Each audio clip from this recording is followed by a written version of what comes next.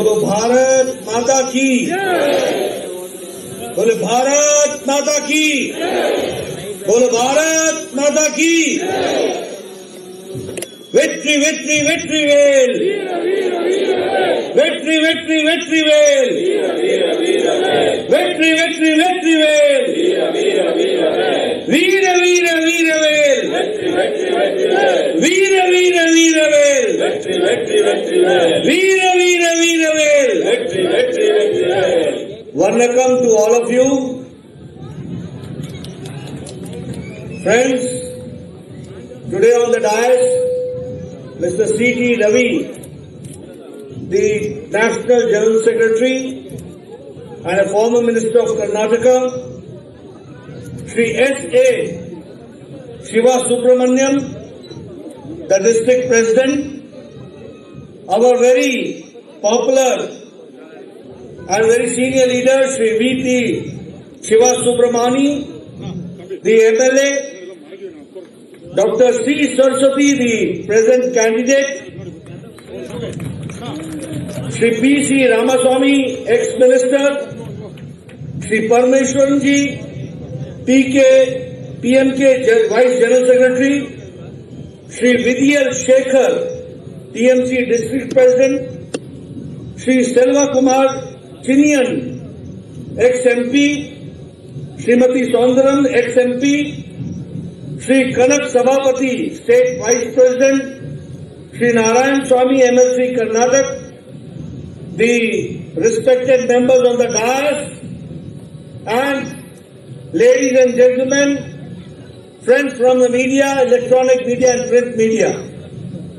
It is indeed a matter of great opportunity for me to be here on this election campaign.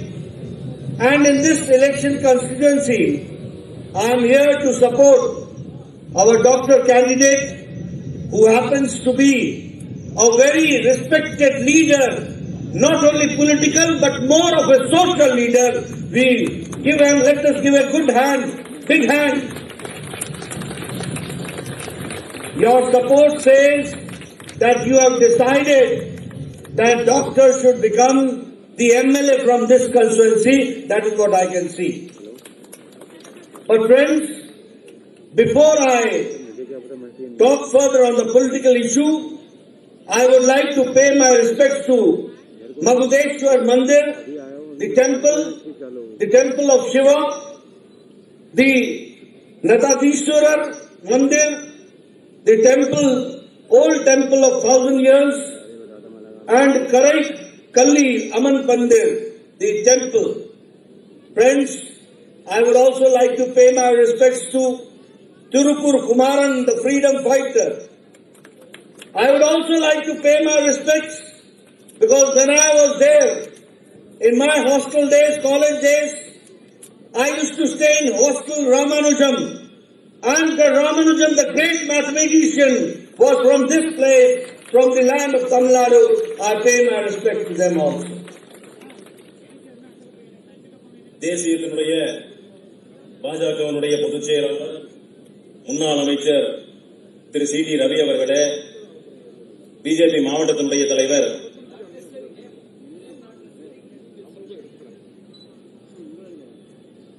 நீங்கள் எல்லாம் இங்கே சிறப்பாக கரவொலியை எழுப்பி இங்கே நம்முடைய வெற்றி வேட்பாளர் சி.கே. சரஸ்வதி அவர்களுக்கு ஒரு மிகப்பெரிய உற்சாகத்தை வழங்கிக் கொண்டிருக்கின்றீர்கள். அதையெல்லாம் பார்க்கின்ற பொழுது என்னுடைய மனதில் ஒன்று நிச்சயமாக தோன்றுகிறது. அது என்னவென்று சொன்னால், நிச்சயமாக நம்முடைய வேட்பாளர் சி. சரஸ்வதி அவர்கள் பெருவாரியான வாக்கு வித்தியாசத்தில் இந்த பகுதியிலே நிச்சயமாக வெற்றி பெறுவார்கள். அதே போல நம்முடைய பகுதியானது ஆயிரக்கணக்கான ஆண்டுகள் பழமையான பல்வேறு ஆலயங்கள் நம்முடைய முடக்குறிச்சி சட்டமன்ற தொகுதிக்கு உள்ளே இருக்கின்றது. அதனால அந்த ஆலயங்களில் இருக்கக்கூடிய பல்வேறு கடவுள்களுக்கு என்னுடைய ஆத்மார்த்தமான இறை வணக்கத்தை தெரிவித்துக் கொள்கின்றேன். நம்முடைய பகுதியானது சிறப்பும் சீருமிக்க பகுதி. நம்முடைய பகுதியில சிறப்பு வாய்ந்த பல தலைவர்கள் இருந்திருக்கின்றார்கள். அதற்கு உதாரணமாக திருப்பூர் குமரன் அவர்கள். அதே போல ஒரு நினைவை இங்கே நான் பகிர்ந்து கொள்ள ஆசைப்படுகின்றேன். என்னுடைய கல்லூரி காலத்தில் நான் தங்கி படிக்கின்ற அந்த விடுதியின் பெயர் ராமானுஜம் விடுதி என்று அதற்கு பெயர். அதனால அந்த ராமானுஜம் என்றாலே நம்முடைய தமிழருக்கு பெருமையான ஒரு பெயர். அவருக்கும் கூட இந்த தருணத்தில் ஒரு வணக்கத்தையும் நன்றியையும் தெரிவித்துக் கொள்ளுகின்றேன். This land is a holy land. This is a revolutionary land. And this land is a land of rich culture. When I say so that it is revolutionary land, we remember that in 18th century, the 1800s, the Polygar Wars were fought against the Britishers. We also remember that Lord Morgan has been blessing this land. And I wish Lord Morgan that, and pray to Lord Morgan that Tamil Nadu should become prosperous, and more prosperous should be our motherland, India. We all know that Tamil is one of the oldest languages. The rich language, the rich culture, the rich grammar. And I would also like to I feel proud that Prime Minister Modi took the Tamil language not only from in the boundaries of Tamil Nadu or in the boundaries of India, but internationally also he made Tamil language a proud language, a cultural language, which I would like to say. All in the UN Assembly, UN General Assembly, the highest political platform of the world, Prime Minister Modi recited the lines of poet Kanyam, and he said, Yadum Ore, Yavarum Kelly. This means we are all one, and we have to see the feelings of everyone in us, and all the world is one family. That is what he said. We can understand how rich the culture of Tamil Nadu has been, and what great message Tamil Nadu gives to the people of not only Tamil Nadu, but to the country and but to the world. That is what we have to understand. சகோதர சகோதரிகளே, இந்த புண்ணிய பூமி ஒரு சிறப்பு வாய்ந்த ஒரு பூமி.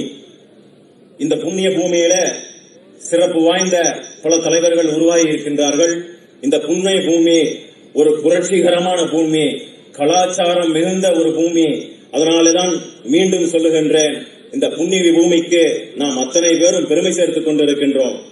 18ஆம் நூற்றாண்டுகளில பிரிட்டிஷ் அரசாங்கமானது மிகப்பெரிய ஒரு போரை முன்னிறுத்தி அதை எடுத்துக் கொண்டிருக்கின்றார்கள். அப்பொழுதும் கூட நம்முடைய புண்ணிய பூமியிலே வாழ்ந்தவர்கள் அந்த போருக்காக பல தியாகங்களை செய்திருக்கின்றார்கள். அதே போல நான் இந்த புண்ணிய பூமியில வாழ்ந்திருக்கக்கூடிய பல்வேறு நபர்களுக்கு என்னுடைய வணக்கத்தை தெரிவித்துக் கொள்கின்றேன். அதே போல நம்முடைய கடவுள் நாம் அனுதினமும் வணங்கக்கூடிய எம்பெருமான் முருகன் அவர்களுக்கு இங்கே மிகப்பெரிய ஒரு உத்வேகம் இருக்கின்றது. அவர்களுக்கு அவர்களுடைய காரணத்தினால் இந்த புண்ணிய பூமியில மீண்டும் நம்முடைய கூட்டணி அரசாங்கம் நிச்சயமாக மீண்டும் வரும் என்பதிலே எந்த ஐயமும் இல்லை. தமிழ் மொழி மிகவும் பழமையானது, அதனுடைய கலாச்சாரம் மிகவும் போற்றுதலுக்குரியது. எனவேதான் நம்முடைய பாரத பிரதமர் நரேந்திர மோடி அவர்கள் நம்முடைய நாட்டில் மட்டும் கிடையாது, உலகத்தில எந்த மூளைக்கு முடுக்கு சென்றாலும் கூட நம்முடைய தமிழ் கலாச்சாரத்தை பற்றியும் நம்முடைய தமிழ் பண்பாடுகளை பற்றியும் நம்முடைய தமிழ் இலக்கியங்களை பற்றியும் பேசாத குறிப்பிடாத நாட்களே கிடையாது. அதே போல ஐநா சபையிலும் கூட இப்படி ஒரு நிகழ்வு நடந்திருக்கின்றது. அங்கே சென்ற நம்முடைய மரியாதைக்குரிய மோடி அவர்கள் கணியன் பூங்குன்றனார் அவர்களுடைய அற்புதமான வரிகளை கூறி யாதும் ஊரே யாவரும் கேளிர் என்ற அந்த அற்புதமான வரிகளை குறிப்பிட்டு நம்முடைய ஐநா சபையில பேசினார்கள். அது நம் அனைவரையும் ஒன்று சேர்க்கக்கூடிய அந்த வார்த்தை. அதனால் இந்த தமிழ் கலாச்சாரம் நம் அத்தனை பேரும் இணைக்கின்ற ஒரு விதமாக இங்கே அமைந்திருக்கின்றது. When I am talking about the development which is taking place under the NDA government led by Prime Minister Modi, and here in Tamil Nadu led by All India Anna DMK government. On the other hand, our opponents are trying to defend the land of Tamil Nadu. And when I say so, I so say with full responsibility. Because DMK and Congress party are party of dynastic values. Both DMK and Congress, they don't believe in democracy. They believe in the politics of dynasty. They believe in a family politics. And both the Congress and DMK have been rejected twice by the people of Tamil Nadu and by the people of India.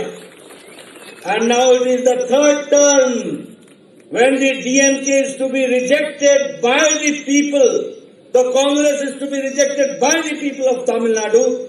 The politics of opportunism, the politics of dynasty is going to go, and democratic parties like NDA, AIDMK, BJP will grow further, and because of your Ashirvadam, we will go forward. But at the same time, I would also like to warn the people of Tamil Nadu that we should be aware that whenever Congress and DMK have come, it has been a politics of corruption, corruption and corruption. They believe in corruption. Their trade is dynastic and their style of functioning is corruption. In Assam, they said, we give you 5 guarantees. I said, I give you 1 guarantee. That if you come, you will only do ghotala, ghotala and ghotala, nothing else you will do. This is the situation here also. Corruption. You see, the DMK and Congress party both are known for 2G, for 3G, for 4G, for G. All this is known. And when I say 2G, it is the 2 generation of corruption of Maram family. When I say 3G, it is 3 generation of corruption of Stalin family. And when I say 4G, it is 4 generation corruption of Congress Gandhi family. This is 2G, 3G, 4G. And what does DMK stand for? DMK stands for, D stands for dynasty, M stands for money, money, money, and K stands for Katta Panchayat. Katta Panchayat. This is the situation. And if this is so, the time has come when DMK is to be rejected and Doctor is to be selected and elected. That is what we have to go for. சகோதரர்களே சகோதரிகளே, நம்முடைய அரசாங்கம் முழுக்க முழுக்க நம்முடைய நாட்டினுடைய முன்னேற்றத்திற்கான அரசாங்கம், நம்முடைய தமிழகத்திற்கான அரசாங்கம். அதனால அனைத்து இந்திய அண்ணா திராவிட முன்னேற்ற கழகம் மற்றும் அதனுடைய கூட்டணி கட்சிகள் மற்றும் நம்முடைய பாரதிய ஜனதா கட்சி இணைந்து ஒரு அற்புதமான கூட்டணி அமைத்து நாம் இங்கே போட்டியிடுகின்றோம். நிச்சயமாக அது வெல்லக்கூடிய கூட்டணி. அதே போல திராவிட முன்னேற்ற கழகம் காங்கிரஸ் கூட்டணி, இந்த கூட்டணி வேறொன்றும் இல்லை, அது குடும்பத்தை மட்டுமே மையமாக வைத்து நகர்கின்ற கூட்டணி. அவர்களிடத்தில் ஜனநாயகம் என்பத அந்த வார்த்தைக்கு எந்த பொருளும் இல்லை. திராவிட முன்னேற்ற கழகமும் காங்கிரஸ் கூட்டணியும் நம்முடைய தமிழக மக்களால் 2 முறை அவர்களை ஆட்சிக்கு வரவிடாமல் நம்முடைய மக்கள் பின்னுக்கு தள்ளி இருக்கின்றார்கள். அதே போல வருகின்ற சட்டமன்ற தேர்தலில் 3வது முறையாக இந்த கூட்டணியை திராவிட முன்னேற்ற கழகம் காங்கிரஸ் கூட்டணியும் மக்கள் புறம் தள்ளி நம்முடைய தேசிய ஜனநாயக கூட்டணியை வெற்றி பெற செய்வார்கள் என்ற நம்பிக்கை என்னிடத்தில் இருக்கின்றது. அதே போல அனைத்து இந்திய அண்ணா திராவிட முன்னேற்ற கழகம், பாரதிய ஜனதா கட்சி, பாட்டாளி மக்கள் கட்சி, தமாக போன்ற நம்முடைய கூட்டணி கட்சியில் மட்டுமே உண்மையான ஜனநாயகம் தலைத்தூங்கி கொண்டிருக்கின்றது. அதே போல இந்த ஏறத்தில் ஒரு முக்கியமான விஷயத்தை இங்கே பதிவு செய்ய விரும்புகின்றேன். அவர்களுடைய ஒரே நோக்கம், நம்முடைய எதிர்த்தரப்பில் இருக்கக்கூடிய திராவிட முன்னேற்ற கழகம் காங்கிரஸ் கட்சியினுடைய ஒரே நோக்கம் ஊழல், ஊழல், ஊழல் மட்டுமே. அதை விட்டால் குடும்ப அரசியல் மட்டுமே அவர்களுடைய நோக்கம். என்னுடைய கடந்த தேர்தலில் நான் அசாமிலே சென்றிருந்த பொழுது அங்கே 5 விதமான ஒரு பொறுப்புகளை அங்கே சொல்லியிருந்தார்கள் தேர்தல் பரப்புரையில. ஆனால் நான் அந்த தேர்தலில் ஒரே ஒரு விஷயத்தை மட்டுமே மையமாக வைத்து அங்கே சொல்லியிருந்தேன். அதாவது இவர்கள் அத்தனை பேரும் ஊழல்வாதிகள் மட்டும்தான் என்ற ஒரே மைய கருத்தை வைத்து அங்கே தேர்தலில் நான் அங்கே பரப்புரையாற்றி இருந்தேன். அதே போல திராவிட முன்னேற்ற கழகமும் காங்கிரஸ் கூட்டணியும் பல்வேறு ஊழல்களுக்கு பெயர் போனவர்கள். அதற்கு உதாரணமாக 2G ஊழல், 3G ஊழல், 4G ஊழல் என்று அடுக்கிக் கொண்டே போகலாம். நீங்கள் எல்லாம் கேட்கலாம், 2G ஊழல் என்றால் என்ன? 2G ஊழல் என்றால் 2 தலைமுறையாக மாறன் குடும்பம் செய்கின்ற ஊழல். 3G ஊழல் என்னவென்று நீங்க கேட்கலாம். 3G ஊழல் என்றால் 3 தலைமுறையாக ஸ்டாலின் குடும்பம் தொடர்ந்து செய்யக்கூடிய ஊழல். 4G ஊழல் என்னவென்று கேட்கலாம். 4G ஊழல் என்று சொன்னால் 4 தலைமுறையாக காங்கிரஸ் காந்தி குடும்பம் செய்கின்ற ஊழல். நான் சுருக்கமாக சொல்ல விரும்புகின்றேன். DMK என்று ஆங்கிலத்திலே சொல்லுவார்கள். டி டைனாசிட்டி, M என்றால் மணி, K என்றால் கட்ட பஞ்சாயத்து. அதாவது குடும்ப அரசியல், பண அரசியல், கட்ட பஞ்சாயத்து அரசியல், இதை 3 மட்டுமே மையமாக வைத்து நகரக்கூடிய இந்த கூட்டணியானது நம்முடைய தமிழக மக்களால் நிச்சயமாக ஒதுக்கி தள்ள வேண்டும். நம்முடைய தேசிய ஜனநாயக கூட்டணி வெற்றி பெற வேண்டும் என்று நான் பதிவு செய்கின்றேன். DMK is losing, and because DMK is losing, it is losing its patience also. The statements given by DMK leaders, big leaders, against women, against Dalits, is shameful. I can't use those words. What the DMK has spoken, DMK leaders have spoken against the Dalits and against the women. They have spoken against spiritually Amma. They have spoken against the women folk. They have spoken against the Dalits. They have to be taught a lesson. And this is the frustration which is coming up. And this is when they are out of power. When they will be, if they come to power, which type of relationship they are going to have, and which type, will they look towards women and Dalits? That is what we have to understand. Not only that, here I would also like to emphasize that when it comes to save the regional aspirations, DMK has miserably failed. The National Party, Congress Party, has betrayed the regional sentiments of people of Tamil Nadu. That is why Jairam Ramesh came with a law to ban Jallikattu. And Jallikattu was banned. It was National Party, UPA Congress Party. The National Party had ignored the sentiments of the regional aspirations. And later on, the DMK kept mum, quiet, did not speak anything. They became as if they were there to follow what Congress was doing. But Prime Minister Modi understood the regional aspirations of the people of Tamil Nadu. And as the National Party, he decided that we will come out with ordinance and Jallikattu will continue because the regional aspirations are to be respected. Dravida Munnetra Kazhagam நிச்சயமாக இந்த தேர்தலில் நிச்சயமாக தோல்வி அடைகின்றது. அதே போல அதனுடைய தாக்கம் நம் கண் முன்னாலே இப்பொழுது தெரிந்து கொண்டிருக்கின்றது. ஏனென்று சொன்னால் ஒவ்வொரு நாளும் அவர்கள் பொறுமை இழந்து கொண்டிருக்கின்றார்கள். திராவிட முன்னேற்ற கழகம் அதன் கூட்டணி கட்சிகளும் இதற்கு ஒரு உதாரணமாக நாம் சொல்ல முடியும். ஏனென்று சொன்னால் தினம் தினம் பெண்களுக்கு எதிரான வார்த்தைகளை பேசிக் கொண்டிருக்கின்றார்கள். நம்முடைய தலித் சகோதரிகளுக்கு எதிராக மிக கடுமையான வார்த்தைகளை சொல்லிக் கொண்டிருக்கின்றார்கள். இந்த மேடையில அப்பேற்பட்ட வார்த்தைகளினால் சொல்லக்கூட முடியவில்லை. அப்பேற்பட்ட அருவருப்பான வார்த்தைகளை அதனுடைய திராவிட முன்னேற்ற கழகத்தினுடைய கட்சியினுடைய தலைவர்களும் அதனுடைய கூட்டணி தலைவர்களும் சொல்லிக் கொண்டிருக்கின்றார்கள். நம்முடைய அண்ணா திராவிட முன்னேற்ற கழகத்தினுடைய தலைவி புரட்சி தலைவி அம்மா அவர்களை பற்றி மிகவும் கீழ்த்தரமாக பேசியிருக்கின்றார்கள். தமிழகத்தில் இருக்கக்கூடிய நம்முடைய பெண்களுக்கு எதிராக மிக கொச்சையாகவும் கேவலமாகவும் பேசியிருக்கின்றார்கள். நம்முடைய தலித் சகோதர சகோதரிகளுக்கு எதிராக மோசமாக வார்த்தைகள் அவர்கள் பேசுகின்றார்கள். இது அத்தனையும் ஒரே விஷயத்தை மட்டுமே பறைசாற்றுகின்றது. அவர்கள் விரக்தியின் உச்சிக்கே அவர்கள் சென்றிருக்கின்றார்கள். அதே போல திராவிட முன்னேற்ற கழகம் அதன் கூட்டணி கட்சியிலும் நம்முடைய தமிழகத்தினுடைய வாக்காளர்களை எந்த முன்னேற்றத்தை பற்றியும் அவர் பேசுவது கிடையாது. இதற்கு மிகப்பெரிய ஒரு உதாரணத்தை நான் சொல்ல முடியும். கடந்த காலத்தில் ஐக்கிய முற்போக்கு கூட்டணி அரசாங்கம் இருந்த பொழுது அங்கே அமைச்சராக இருந்த ஜெயராம் ரமேஷ் அவர்கள் ஜல்லிக்கட்டுக்கு எதிராக ஒரு விஷயத்தை கொண்டு வந்தார்கள். அதே போல அந்த சூழ்நிலையில அதன் கூட்டணியில இருந்திருக்கக்கூடிய திராவிட முன்னேற்ற கழகம் அந்த ஜல்லிக்கட்டுக்கு எதிராக கொண்டு வந்த அந்த தீர்மானத்தின் போது அவர்கள் வாய் மூடி மௌனமாக இருந்தார்கள்.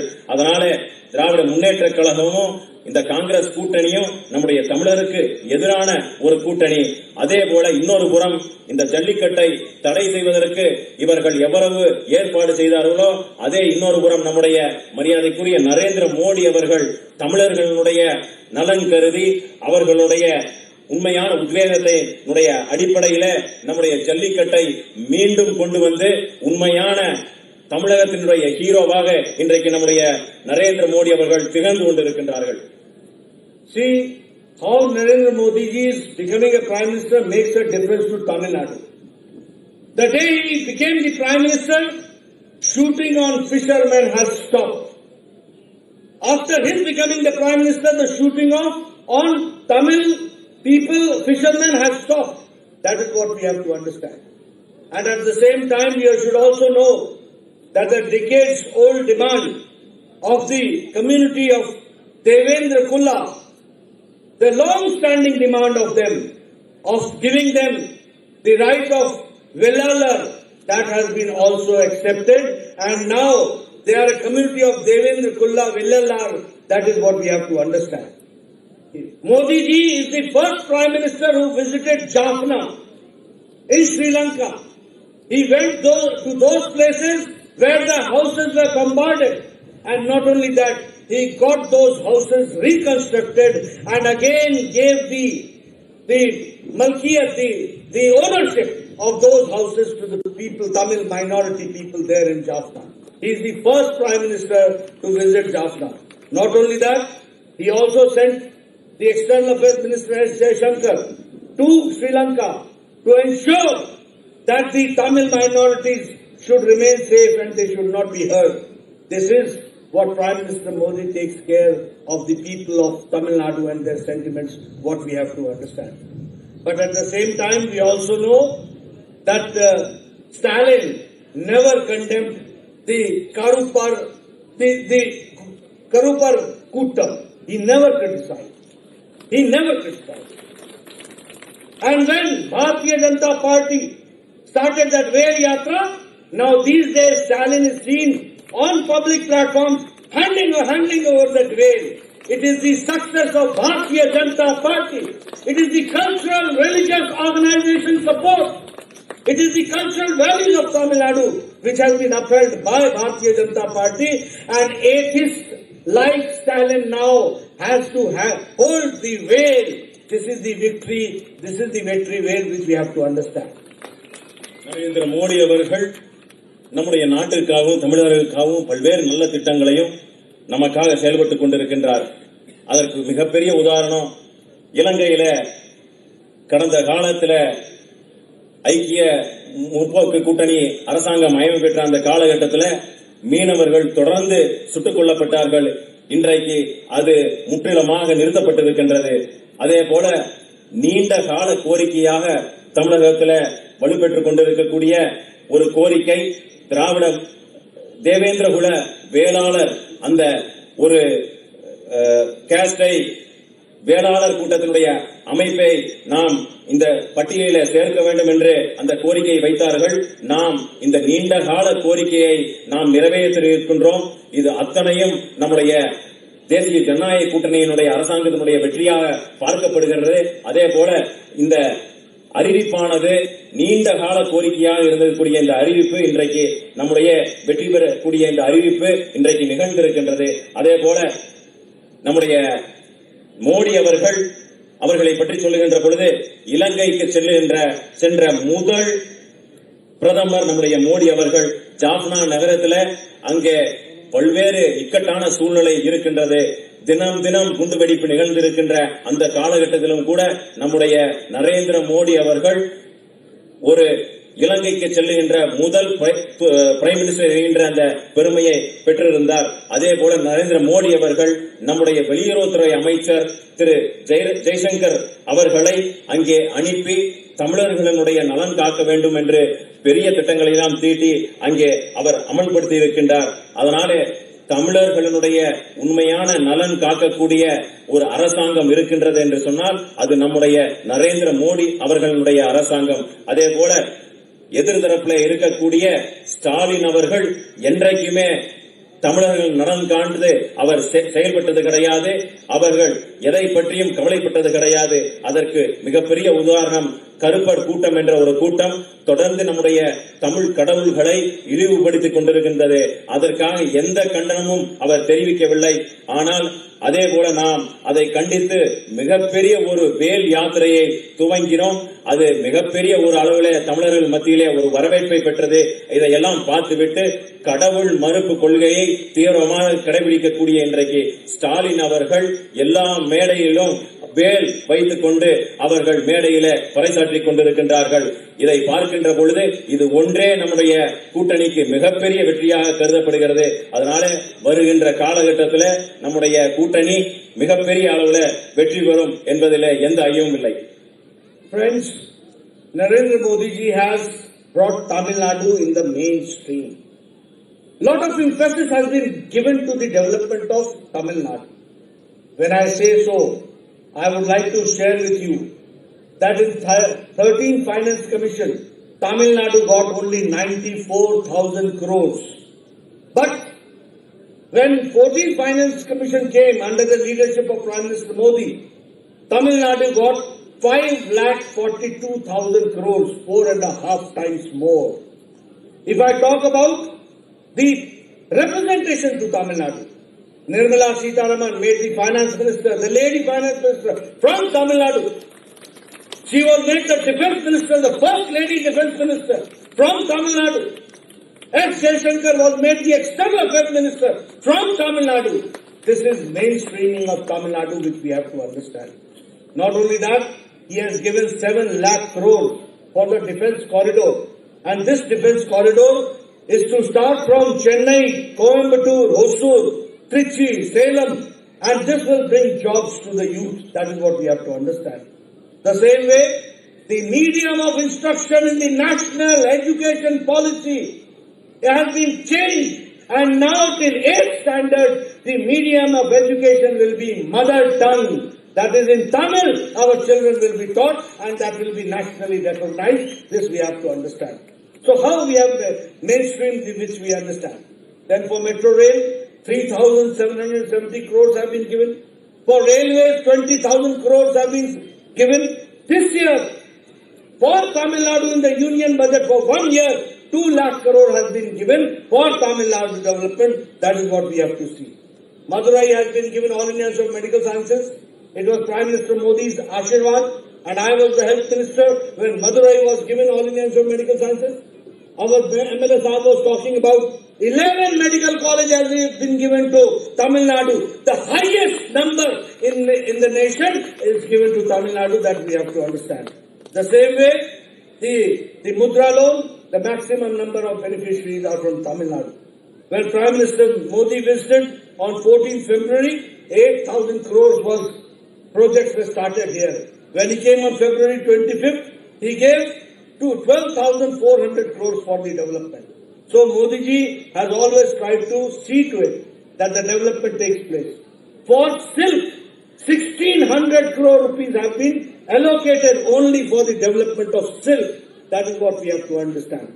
The same way, vocal for local, Tanjavur paintings, wood carving of Chennai, handloom weaving, stone carving, kalamkari, all this has to be encouraged, and for that special attention has been given and funds have been allocated to Tamil Nadu for the development.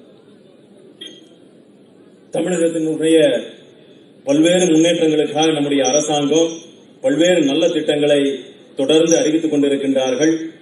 13வது நிதி கமிஷனில், இதற்கு முன்னாலே 13வது நிதி கமிஷனில் தமிழகத்திற்கு வெறும் 94,000 கோடி மட்டுமே இதற்கு முந்தைய அரசாங்கம் கொடுத்திருந்தது. ஆனால் நம்முடைய அரசாங்கம் 14வது நிதி கமிஷன்ல 5,42,000 கோடி ரூபாய் நாம் வழங்கி இருக்கின்றோம். இது முந்தைய கால அளவிலே ஒப்பிட்டு பார்த்தால் அது 4.5 மடங்கு அதிகமான ஒரு நிதியாகும். அதே போல தேசிய அளவில் தமிழகத்திற்கான பிரதிநிதிகளை வழங்குவதிலே நம்முடைய நரேந்திர மோடி அவர்கள் அதிக முக்கியத்துவம் தந்திருக்கின்றார்கள். இதற்கு உதாரணமாக நாட்டிலே மிக முக்கியமான துறையாக கருதப்படுகின்ற பாதுகாப்பு துறையானது நம்முடைய தமிழகத்தைச் சேர்ந்த சகோதரி நிர்மலா சீதாராமன் அவர்களுக்கு வழங்கியிருக்கின்றார்கள். அதே போல வெளியுறவுத்துறை அமைச்சகத்தை நம்முடைய ஜெய்சங்கர் அவர்களுக்கு வழங்கியிருக்கின்றார்கள். அதே போல நம்முடைய தமிழகத்திற்கு இதற்கு மேலே பல்வேறு திட்டங்களை அறிவித்திருக்கிறார்கள். அதிலே ஒன்று நம்முடைய பாதுகாப்பு மையம், அதாவது டிஃபென்ஸ் காரிடார் என்று சொல்லக்கூடிய அந்த மையத்திற்கு 7 லட்சம் கோடியானது நிதியானது ஒதுக்கி இருக்கிறார்கள். அது கோவை, ஒசூர் மற்றும் பல்வேறு பகுதியிலே அமையப்பட்டிருக்கின்றது. இப்படி வருகின்ற அந்த திட்டத்தினால் பல்வேறு வேலை வாய்ப்பு நம்முடைய மக்களுக்கு, தமிழ் மக்களுக்கு நிச்சயமாக கிடைக்கும். அதே போல நம்முடைய தமிழர்களுக்கு, தமிழகத்திற்கு கல்வி தரம் மேம்பட வேண்டும் என்று பல்வேறு திட்டங்களை நாம் அறிவித்திருக்கின்றோம். தமிழ் மொழியினுடைய முக்கியத்துவம் கருதி நாம் அதற்கு பல்வேறு முக்கியத்துவத்தை நம்முடைய அரசாங்கம் தொடர்ந்து கொடுத்துக் கொண்டிருக்கின்றது.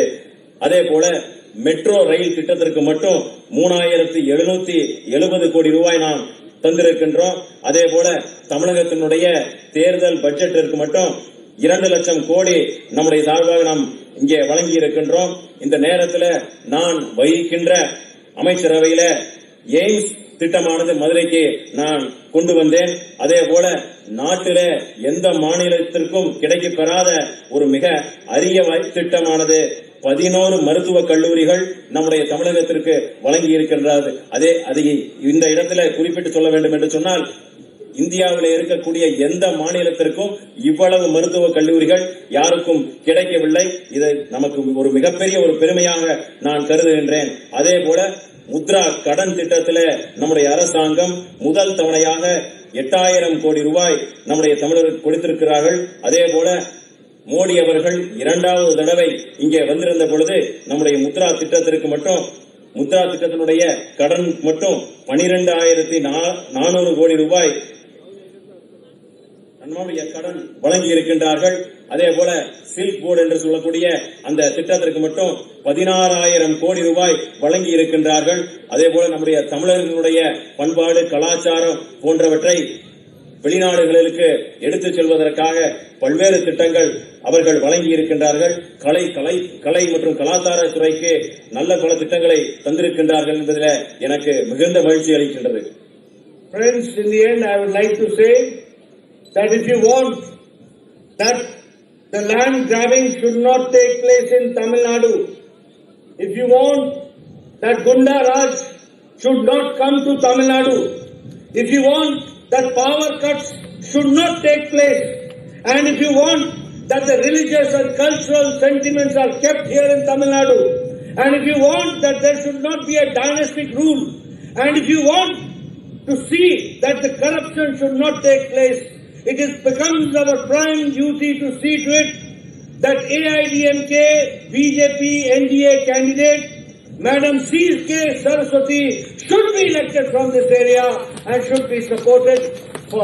She is not a political leader, she is a social leader. She is a leader in her own right. She has been working for the society without any ambition. She has been working for the society only to help the society. It becomes our prime responsibility at this hour, at this juncture, when she, who has devoted her whole life for the people of this area, it becomes our prime responsibility to respond accordingly and give a befitting support to her so that she can work more, and with the political power she is able to do her social work and political work for your development and for your development and for your all-round development. That is what I would like to share with you. சகோதர சகோதரிகளே, கடைசியாக இந்த ஒரு பதிவை நான் இந்த இடத்துல செய்ய விரும்புகின்றேன். நம்முடைய தமிழகத்தில் வருகின்ற தேர்தலில் கட்ட பஞ்சாயத்து இருக்கக்கூடாது என்று நீங்கள் நினைத்தீர்கள் என்று சொன்னால், அதே போல மின்சார தட்டுப்பாடு இருக்கக்கூடாது என்று நினைத்தீர்கள் என்று சொன்னால், அதே போல தமிழர்களுடைய பண்பாடு கலாச்சாரம் போற்றப்பட வேண்டும் என்று சொன்னால், குடும்ப அரசியல் ஒழிய வேண்டும் என்று சொன்னால், ஊழல் அரசு ஒழிய வேண்டும் என்று சொன்னால், திராவிட முன்னேற்ற கழகமோ காங்கிரஸ் கூட்டணியோ இந்த கூட்டணியை நிச்சயமாக வரக்கூடாது. நம்முடைய அண்ணா திராவிட முன்னேற்ற கழகமும் அதன் கூட்டணி கட்சியும் பாரதிய ஜனதா கட்சியின் கூட்டணி மட்டும்தான் நம்முடைய தமிழர்களுக்கு நலன் காக்கக்கூடிய இந்த கூட்டணி. அதனாலே நம்முடைய வெற்றி வேட்பாளர் CK சரஸ்வதி அவர்களுக்கு பெருவாரியான வாக்கு வித்தியாசத்தில் நாம் வெற்றி பெற செய்ய வேண்டும். அவர்கள் சிறந்த சமூக பணி ஆற்றிக் கொண்டிருக்கக்கூடிய ஒரு நல்ல நபர். தொடர்ந்து அவர்கள் நம்முடைய பகுதியில சமூக பணி ஆற்ற வேண்டும் என்று சொன்னால் அவர்கள் நிச்சயமாக வெற்றி பெற வேண்டும். அவர்களுடைய முழு வாழ்க்கையை நம்முடைய தொகுதிக்காக அர்ப்பணித்திருக்கக்கூடிய ஒரு நல்ல நபர். அதனாலே நம்முடைய வெற்றி வேட்பாளர் திரு CK சரஸ்வதி அவர்கள் இங்கே வெற்றி பெற வேண்டும். அதனாலே உங்கள் அத்தனை பேருடைய ஆதரவும் அவர்களுக்கு தந்தளித்து வெற்றி பெற செய்ய வேண்டும் என்று அன்போடு உங்களை கேட்டுக் கொள்கின்றேன். So in the end, I thank you all for giving me a very patient hearing, and after her victory, I'll again come to this place and take your Ashirvadam. Thank you very much for giving me input. நீங்கள் அத்தனை பேரும் இந்த கடும் வெயிலும் கூட பொருட்படுத்தாமல் அமைதியாக என்னுடைய பேச்சை கேட்ட